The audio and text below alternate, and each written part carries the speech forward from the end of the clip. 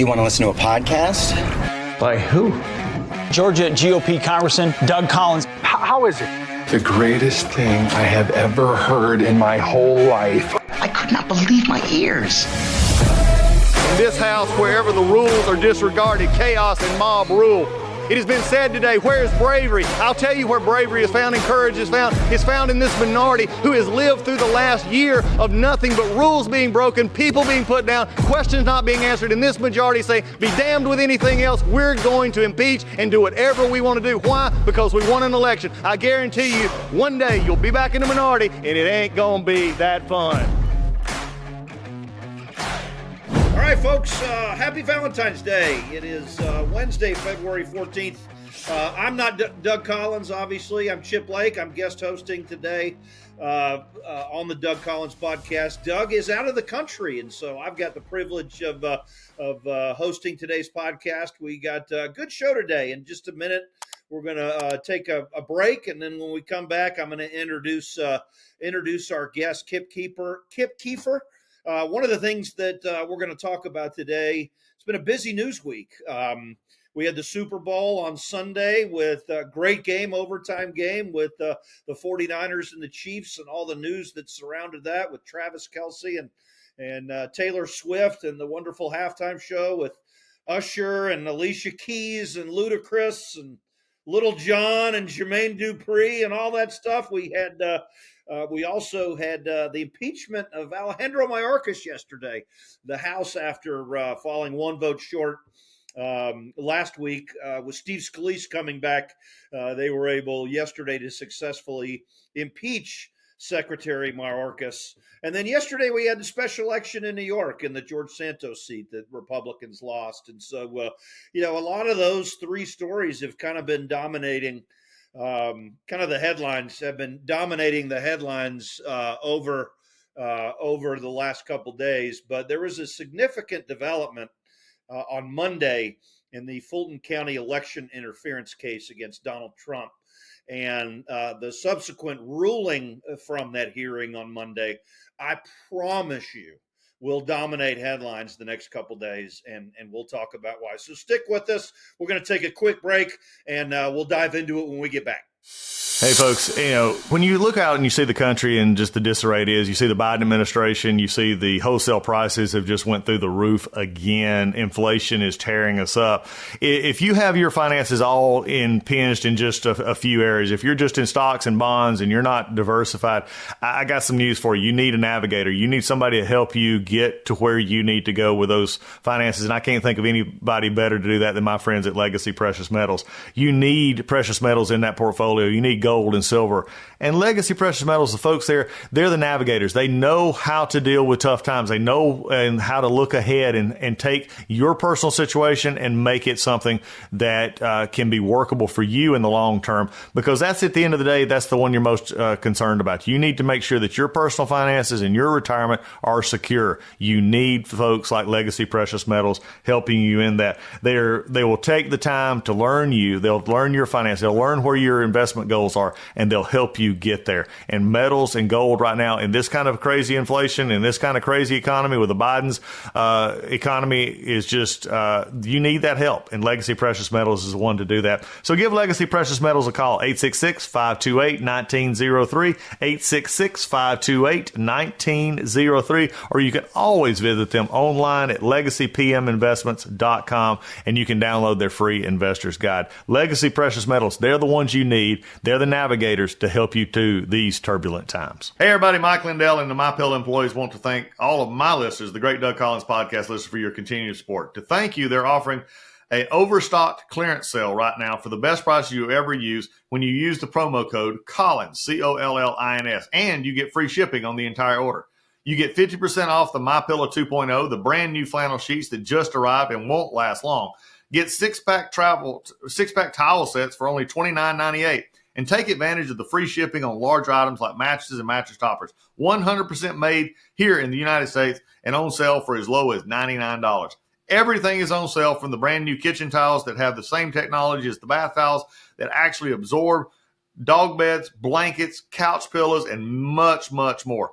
To get the best specials ever, go to the mypillow.com, and use the promo code Collins, Collins, or call 800-986-3994 and use the same keyword Collins, Collins, and get free shipping on your entire order while supplies last. My Pillow products, thank you. Y'all go check them out. Okay, great. Thanks, folks. I want to introduce a special guest. He's a good friend of mine. And when I found out that I was going to be hosting the Doug Collins podcast today, I immediately thought about having my good friend Kip Keefer on, who I've been doing podcasts with for, over 10 years now. Kip is the executive director of the Alabama Racing Commission. He is the co-host of the Morning After radio show on WJOX in Birmingham every Sunday morning after the college football, during the college football season. He is the author of the book. If you haven't read it, you need to get it and read it. Is What Does George Clooney Have That I Don't Have? Award-winning author. He is also the co-host of the Keefer and Curry Show, a podcast on Tony Curry Radio. And then his son, Case, is the assistant editor of the Las Vegas Sun. And so, Kip, did I leave anything out? No, that was a pretty good start. I think you hit the most of the highlights. It's what does George Clooney have that I ain't got? That I ain't got. I'm sorry. Yeah, oh, that's okay. You're not expected to be able to recite word for word the title, but it's been that was a great experience, a lot of fun, and that book is of course available. Shameless plug warning here. Available on Amazon or any platform where you find your great reads. And it's a great read, so I would encourage everybody to get it. Well, Kip, let's dive into it. I talked before the break about how busy of a news week it's been this week, but it's about to get busier. And I can promise you that the hearing that is going to happen in Judge Scott McAfee's courtroom in Fulton County tomorrow and Friday, and I candidly, after looking at all that the court has to evaluate and all the witnesses that appear are going to be called for this hearing, and just to let everybody know what that is. So Fani Willis, who is the Fulton County District Attorney, who was the DA that indicted 19 individuals in August of last year, including President Trump. And there are now 15 current defendants, Kip, in that case, as 4 people have pled. But Fani Willis's case seems to be unraveling as there are allegations of impropriety specific to the prosecutor, the special prosecutor that she hired, Nathan Wade, who Michael Roman, one of the defendants in the case, Michael Roman's attorney, Ashley Merchant, about 5-6 weeks back, filed a motion to have Fani Willis disqualified from the case because she's having a special relationship with the prosecutor who, when you look at the prosecutor's body of work as an attorney, has absolutely zero qualifications to handle a case like this, and has been paid, as of the end of the year, $650,000 to be a special prosecutor on this case. And there's going to be a hearing tomorrow and Friday, and the hearing is going to move forward. And it is going to be televised nationally, I would suspect. It's going to preempt all the news programming, I would imagine, on Fox and CNN and all that. But, Kip, I know you followed what's been happening this week. Give me your thoughts on this Fulton County case and where Fani Willis finds herself. Well, I find myself kind of incredulous following all of this because on one of our shows that we've done here in Birmingham for a long time on News Talk, with my partner, Terry Quilligan, we used to have a slogan, you can't make this blank up. And this case gets more twists and turns, more bizarre all the time. It's kind of like a Lifetime movie playing out in front of our face, a reality series that you could figure is being staged because the sensationalism of, first of all, the audacity of the case they're trying to bring Chip, this isn't just a typical case for a county prosecutor, even in a big metro area, bringing a racketeering and RICO case against people spread all over the country. Like you said, originally with 19 defendants, that there was these are charges that you lodge against an organized crime organization. So this is complicated beyond all realm of comprehension, bringing this case, and to bring in Nathan Wade, whose background is basically family law and personal injury type of background, to say he has no expertise or experience in these kind of matters is just a vast understatement, and that's not taking away from his credentials or any making any kind of commentary to his abilities.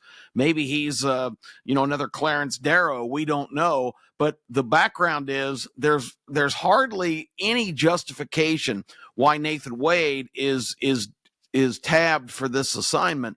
And then we find out that maybe we now know why she was chosen, because he might not just be a special prosecutor, he just might be a special guy to Fani, who has brought him in. Special. He said they said in the court filings it was a special personal relationship. Oh, there we go. Yes, the special person. Those are treasured, aren't they? That's the legal term right now for what's going on. Okay, well, is that what we're calling that? Yeah. I don't know what Fanny's salary is, Chip. You're more in tune with those kind of things, but I suspect that she doesn't make anywhere near $650,000 a year as the Fulton County prosecutor, the DA for Fulton County. So, the amounts of money is ridiculous. There is documented, of course, trips to Napa Valley and a long Caribbean cruise that Mr. Wade shelled out, and Ms. Willis accompanied him. I'm sure it was just to do prep work on this case.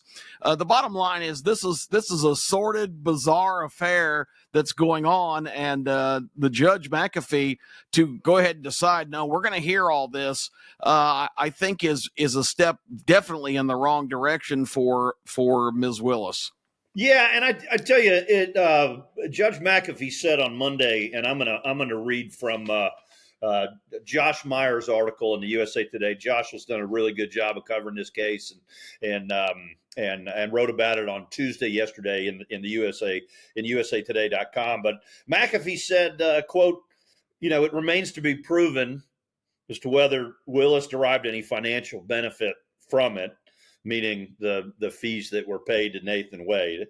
But he said, quote, "So it's because I think it's possible that the facts alleged by the defendant could result in disqualification." That's a big word. Oh, the you're judge not said kidding. that on Monday, disqualification.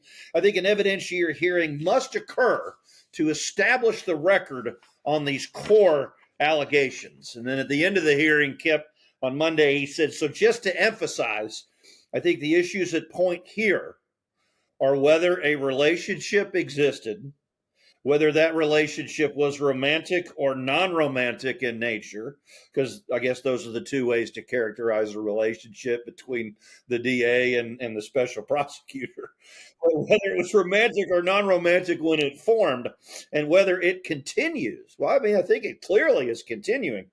And that's only relevant because it's in combination with the question of the existence and the extent of any personal benefit conveyed as a result of that relationship. I also think what he didn't say, but I think what he is also going to be evaluating at this hearing that starts tomorrow, and he said will last likely 2 days. I think it might last longer than that. I think it might last 3 days. But I think you really have two issues here, Kip, and that is, not only was there a personal benefit, but did Nathan Wade or Fani Willis lie to the court?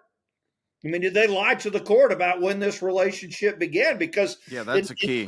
In the response filing from Ashley Merchant's motion, they claimed that the relationship started after the appointment of Nathan Wade as a special prosecutor in this case. And Ashley Merchant believes she can call up to 8 witnesses to prove that it started beforehand. So, which is a key thing, Chip, because if this was already an ongoing situation, that really is confirming evidence that that's why Nathan Wade got this appointment, because he was already on board there. Now we have to throw in because I mentioned the Lifetime movie. Of course, he's going through a very contentious and extremely hostile divorce proceeding right now with his ex-wife, and they've Fani Willis and he are of course involved in that, and she has been brought on to give depositions and have information in that case, because of course their relationship is at the center of that controversy as well. So, but you make a key point. If this was already, and they can prove this was already an ongoing relationship, it's going to be very difficult for Fani Willis to actually prove that that's not why Nathan Wade was selected. Absolutely. And just to give everybody to go through kind of a timeline of events, because that's what the judge is going to be looking at tomorrow. Fani Willis opened this investigation in February of 2021. So, I mean, here we are, February of 2024. I mean, she's 3 years into this investigation. She didn't hire Nathan Wade until November of 2021. So Nathan Wade has, been on just over about 2.5 years. And the irony of that is Nathan Wade initiated divorce proceedings from his wife the day after he was hired as a unbelievable. That's some bad timing. I mean, really bad timing on optics. I mean, did they not think that this case was going to generate a tremendous amount of light? I mean, come on, it's just crazy. Well, and there's expenses that have already come to light that are hard to justify. We already know the bottom line number, about $650,000 already paid out to Mr. Wade. But there was an interesting trip, and it's on the logbooks at the White House, that Mr. Wade went to Washington. It sounds like a Jimmy Stewart movie. Yeah. But and was supposedly behind closed doors with a lot of attorneys in Washington, because Chip, people have to have some familiarity with our system. You don't have county DAs bringing RICO racketeering cases typically. So my sense of that, the common sense factor, is that Nathan Wade dispatched to Washington on Fulton County's dime for whatever lavish couple of days he spent. And I'm sure he stayed at the Motel 6 and kept the taxpayers' expenses under control, ate at Burger King. But he billed 24 hours for a day and a half there. So are they telling us that he was hanging out with the White House attorneys and getting guidance on this case? Because common sense dictates that's exactly what he was doing. Because, all due respect to the Fulton County prosecuting staff and Nathan Wade, they have no expertise at all in these kind of cases. So it really lends itself to, this kind of stinks to high heaven, that this was a coordinated effort. And, it's going to be hard for me to fathom that the judge isn't going to find a lot of improper behavior here. Yeah, I mean, look, I'm not an attorney, but when I speak to attorneys and talk to them about this case, and specifically Fani Willis, I mean, to a person, they all say this. They all start to say this about Fani Willis: she's smart and she's tough, and then they always follow that up with, and because she's smart and she's tough, I am shocked that she put herself in a position that she has. And I tell you, the Atlanta Journal-Constitution is no fan of Donald Trump. They are no fan of election interference controversies. They are no fan of Republicans. They are very much a progressive metropolitan newspaper, like most newspapers are today. And, definitely, Patricia Murphy, who is, I would say, left-leaning is probably an understatement, is both a reporter and a journalist for the AJC, wrote an op-ed a couple weeks ago, and the title of the op-ed is "What Was She Thinking?" And when you lose reporters and columnists like Patricia Murphy in the AJC, in your case, you're in tons of trouble. And Kip, the reason this is such a big deal, and the reason this hearing is going to be such a big deal, is not because it's likely the judge might throw this out. The judge is not going to throw this case out. But what Judge McAfee could decide is that either Fani Willis or Nathan Wade might have to recuse themselves from this case. And the reason that's so important is because for those people that believed that the court system, that we're using the court system instead of the ballot box to take down Donald Trump, for those people believed that they were going to be successful in that endeavor, this was the case that they were looking at. Because this case is not in federal court.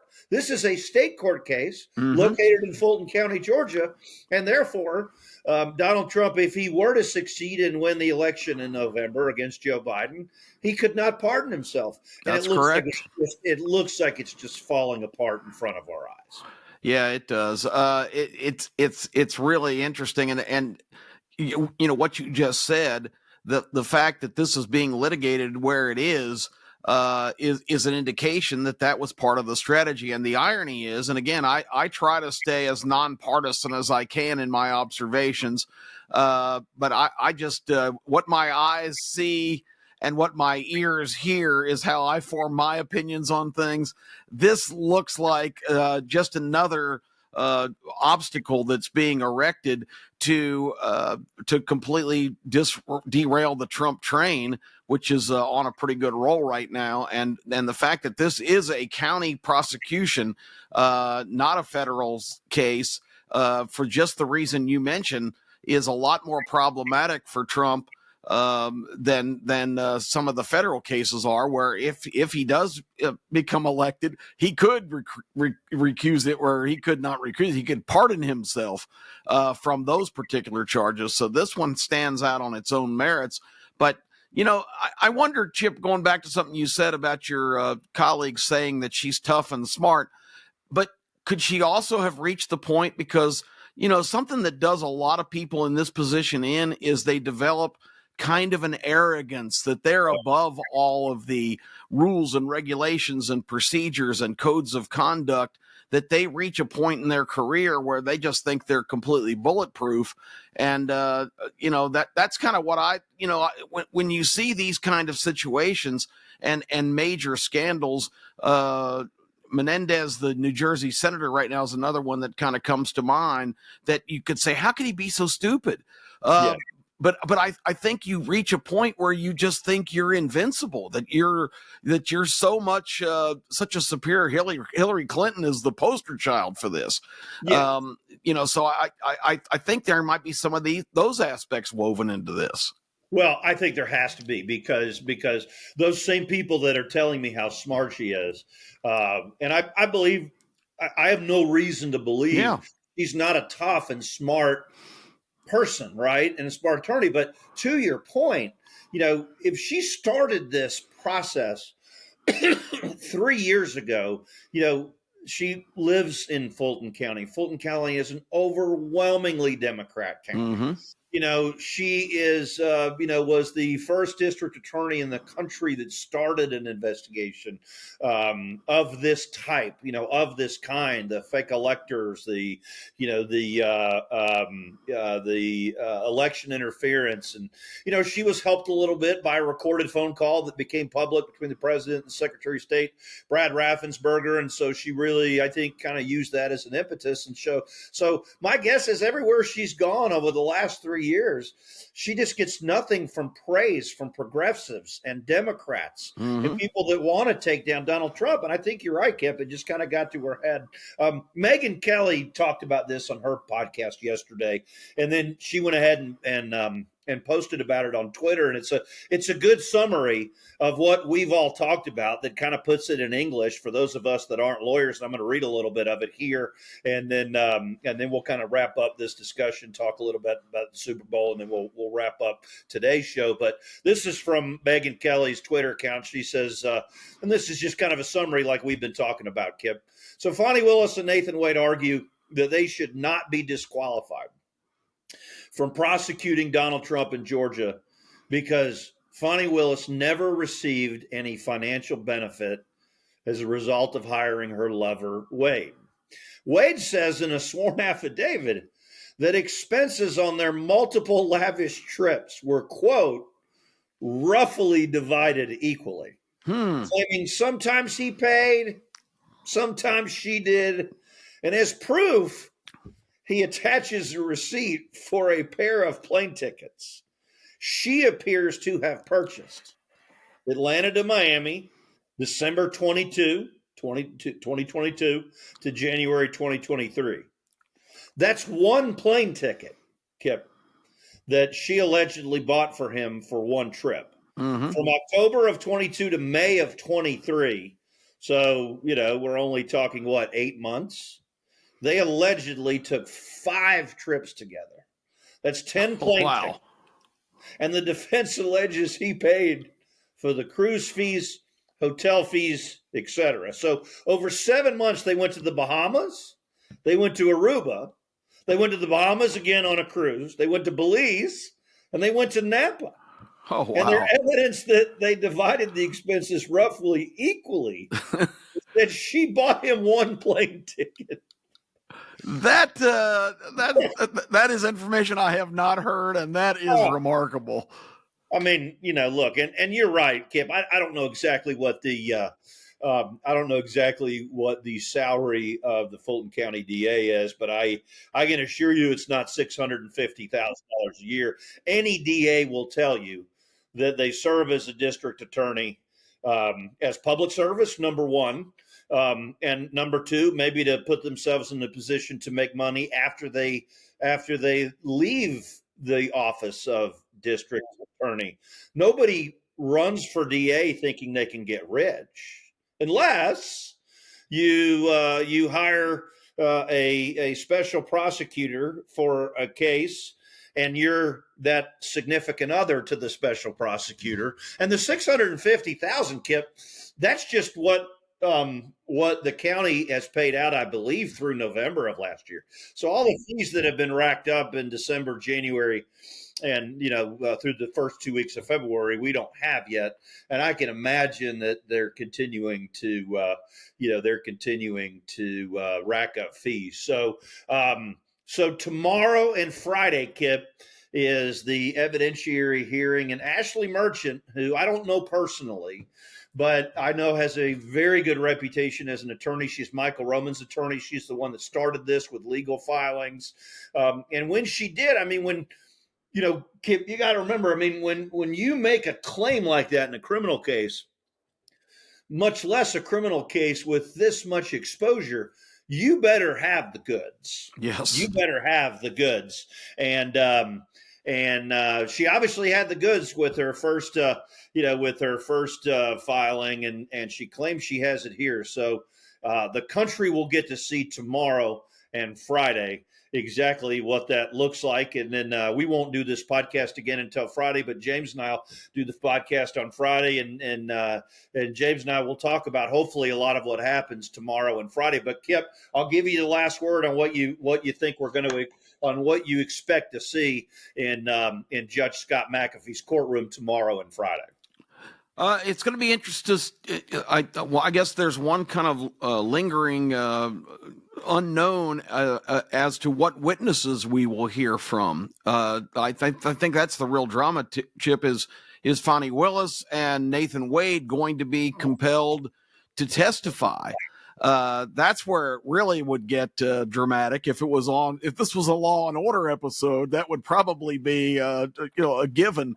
But we don't know who exactly we're going to hear from in this proceeding or how it's going to be run. So to me, it's kind of must see TV just from a fascination with this whole case unfolding. And my final thought on it is, isn't it ironic that that the leading candidate right now, polling wise, in the country, Donald Trump, the former president, is facing all of these legal hurdles in cases that you can look at and really question the origins and the merits of them, and it's being brought by a group that is claiming that that he is the threat to democracy when they make every effort to keep him off the ballot so the American people don't have the opportunity to select their own leader.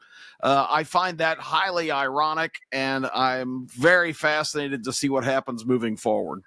Yeah, and one other thing before we kind of move on and talk about the Super Bowl is, Trump teased on Monday, the possibility that he might attend Thursday's hearing, but his attorney, Steve Sadow, who is a tremendous criminal defense attorney in Atlanta. If you ever find yourself in any type of criminal liability in Georgia, you want somebody like Steve Sadow representing you. He's a tremendous attorney. Steve Sadow confirmed yesterday that Donald Trump will be in court on Thursday, but it won't be in Fulton County. It'll be in Manhattan. In another criminal case. Another case that is beyond bizarre. Here is something to watch for. My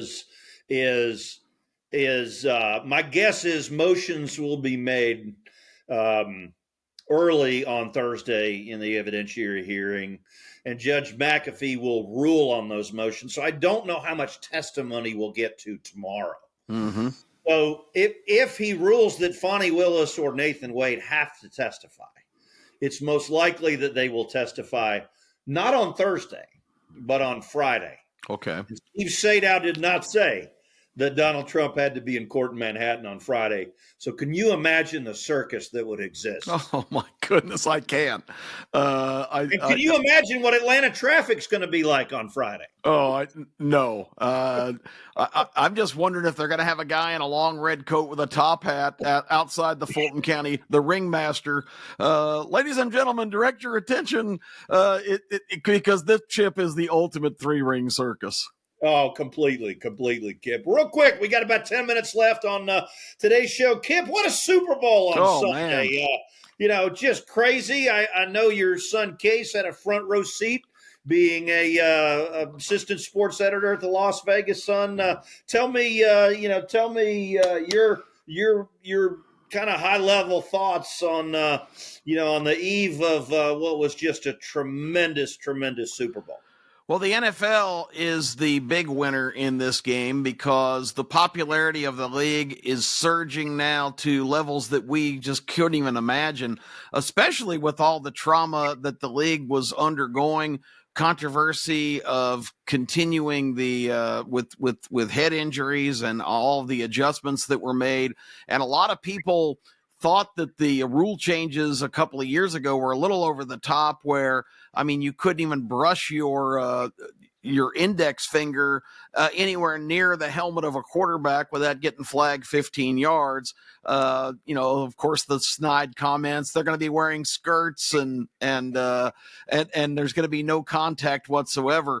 But I think those fears have been allayed now and people have settled in, because I think the adjustments the league made for these violent helmet to helmet hits and other things that were causing a lot of problems for the league. I think they've done a very good job of addressing that, and I think we've adjusted to it. Of course, also you had all the controversy going on during that time of the Colin Kaepernick led demonstrations, and a lot of people that are kind of real pro USA and patriotic types said, I'll never watch the NFL again. So it's emerged from those murky depths where the league's popularity for the first time in many decades was really in question. And now all of a sudden we have this monumental event in Las Vegas, which, Chip, would have been inconceivable just a few years ago, when you couldn't even make a bet in Las Vegas once before the Raiders moved, but on any Las Vegas based team. And the NFL, like baseball, was completely the giant elephant in the room was the gambling aspect of sports. But now the leagues have kind of come to the conclusion that this is a reality. We're going to embrace it. And it's really kind of created a brand new era for professional sports. And of course, you mentioned it in your open, the Taylor Swift aspect, because 123 million people tuned in for this Super Bowl, Chip, the largest telecast as far as viewers in the history of television, even passing the moon landing, which that was a pretty significant event. But Taylor Swift, she has that kind of power. For the Chiefs to get there, the Chiefs to win, the embrace on the field, all the shots of her in the box, this has opened the door to a whole new group of fans that they never would ever conceive that they could have. Things are rosy in the NFL, and I think you're going to start seeing a lot more international games. And my prediction is within 4 or 5 years, you're going to have an international division of NFL teams, and how they work all that's going to be interesting to see. But I think that's the next big step in the process. This game's going global. Yeah, I agree with that. And look, we all knew TV was king and TV is money. And you talk about that 135 million people. That's absurd. It's crazy. And look, I do, I do a lot of political campaigns and help Herschel Walker's effort. Unfortunately, Herschel didn't get across the finish line in Georgia, but there was a lot of media being bought, both social media, digital media, broadcast cable media, and so we looked at, we were looking at, a lot of stats. I didn't make those media buys. Obviously, people that do that for a living do. But, one of the things we saw during that process, Kip, was that of the top last year, of the top 100 most watched shows or most watched events on TV, 89 of the top 100 most watched shows on TV were NFL football games. Yeah, 31 out of the top 33. Yeah. I mean, that's astounding, Chip. I mean, these are like regular season games. These aren't playoff games or, that's just the popularity of the NFL now. It is just skyrocketing. Yeah, completely. Well, Kip, look, we've run out of time. I certainly appreciate I've enjoyed hosting the Doug Collins podcast today. I certainly appreciate you coming on and being a guest. I'm going to give you an opportunity to give all the listeners your Twitter handle and where they can hear you on your podcast or your shows. And again, Kip, I want to thank you for being on today. Chip, it's my pleasure. At Kip Keefer Radio is my Twitter site, and you can get on there. Also, we just wrapped up the season on local Birmingham radio. You mentioned the morning after, which you were always a prominent feature annually to assess your alma mater Auburn's chances and other SEC issues. But we'll be back in July with the morning after. And if you're in the Alabama area or you have access to YouTube, we've got a television program every Saturday morning now, the Starting Lineup.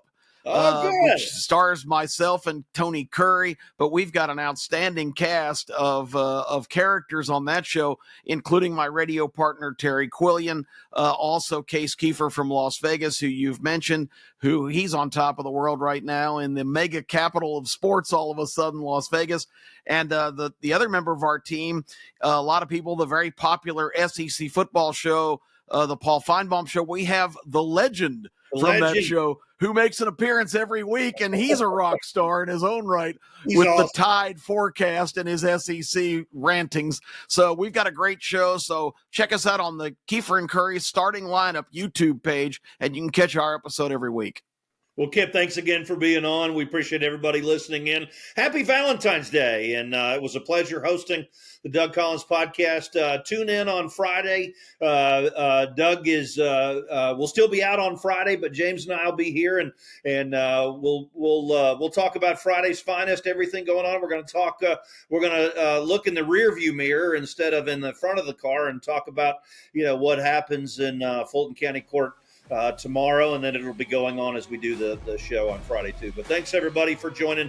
We'll catch you on Friday on the Doug Collins podcast. Thanks.